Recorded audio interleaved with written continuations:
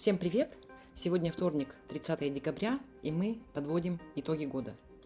Итоги 2025 года для Республики Саха. Главный итог года – это многомиллиардный долг республики. Совокупный долг составил почти 200 миллиардов рублей. И это не абстрактная цифра из отчетов, а вполне реальная финансовая яма. И это прямой итог многолетней работы Айсена Николаева и его команды, при которой республика брала на себя обязательства без гарантированных источников их покрытия, рассчитывая на федеральную поддержку, которая либо опаздывала, либо приходила в урезанном виде. На этом фоне выяснилось, что денег нет на выплаты так называемым СВОшникам. Фактически республика оказалась неспособной выполнить публично заявленные обязательства. Это наглядно показало реальное состояние финансов. Приоритеты декларировались одни, но при кассовом разрыве первыми замораживались именно социальные выплаты, а не аппаратные расходы. Важно здесь подчеркнуть, что проблема не в том, что деньги внезапно закончились, а в том, что их изначально не было в бюджете. Обязательства брались политически, без финансового обеспечения. В 2025 году это стало очевидно уже не для узкого круга специалистов, а для широкой публики, для тех же СВОшников и их семей. Таким образом, долговая нагрузка и отсутствие денег стали не фоном, а базовым условием 2025 года. Все остальные кризисы, социальные, политические, управленческие, разворачивались уже внутри этого финансового тупика. Есть и конкретные, наглядные маркеры финансового кризиса. Один из них – это трагедия с 8-летней Кристиной, погибшей 19 сентября под колесами трактора в селе Юкагир. Ребенка не могли похоронить 19 дней, почти 3 недели. Причина – отсутствие денег у авиакомпании «Полярные авиалинии», которая субсидируется из республиканского бюджета. То есть, если в бюджете нет денег, то их нет и у перевозчика. В результате судмедэксперт и следователь не смогли вовремя добраться до поселка. Это уже не частный случай, а прямое следствие финансового коллапса. Еще один показатель – фактическое банкротство одного из самых крупных предприятий Республики Саха – ГУП ЖКХ. И, кстати, речь здесь идет не о неудаче отдельного предприятия, а о крахе всей экономической модели, на которой годами держалось теплоснабжение, водоснабжение и коммунальные услуги в десятках улусов.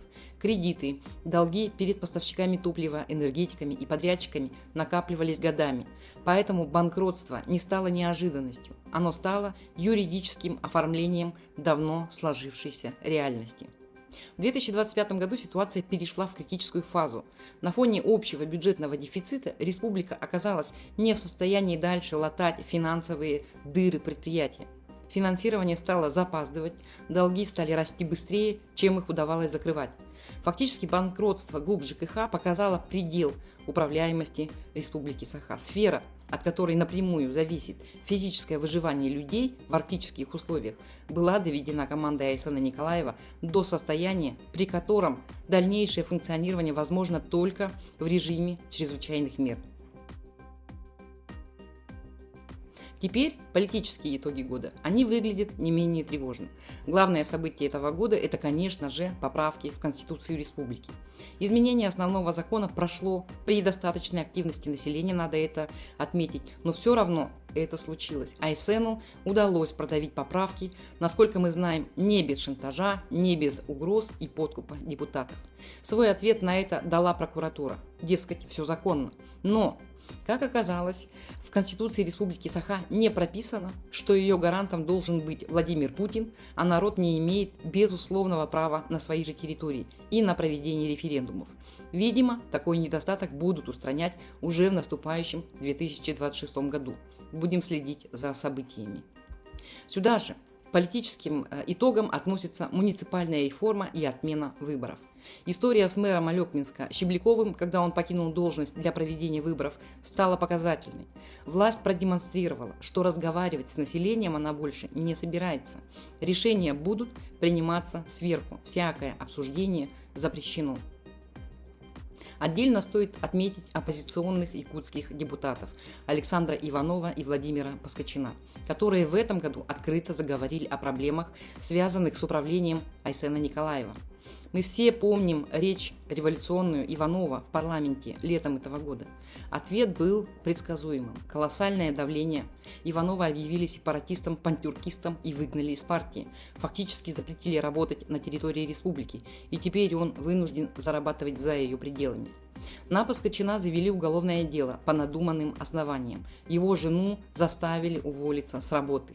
Это стандартный набор инструментов для подавления инакомыслия. 2025 год также войдет в историю тем, что Республика Саха получила первого политически осужденного журналиста. Сашу Александрову приговорили к 3 годам за правду. Власти не стали делать из этого громкий показательный процесс. В нем просто не было необходимости.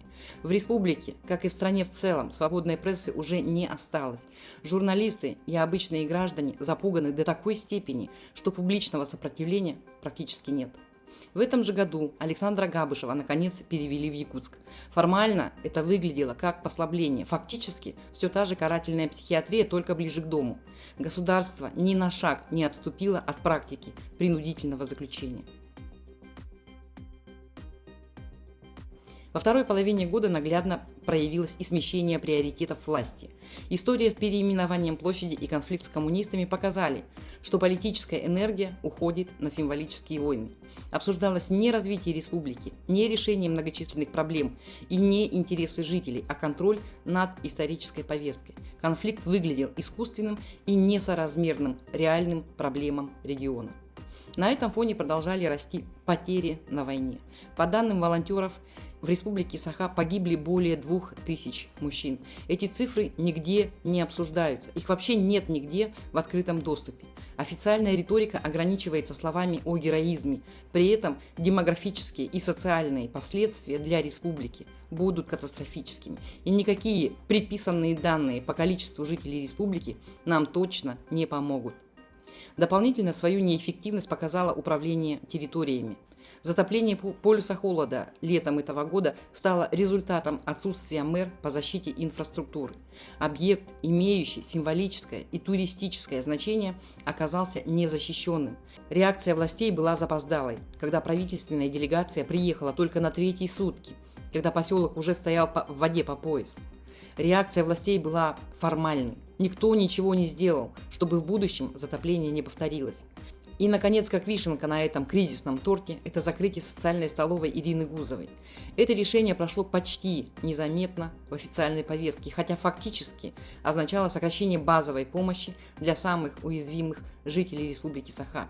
У республики нет денег на элементарную поддержку людей, которые находятся за чертой бедности. Что уж тут говорить о невыплатах СВОшникам. Денег просто нет ни на кого. Все эти итоги важны не сами по себе, а как отправная точка в 2026 год. Никаких признаков выхода из кризиса не видно.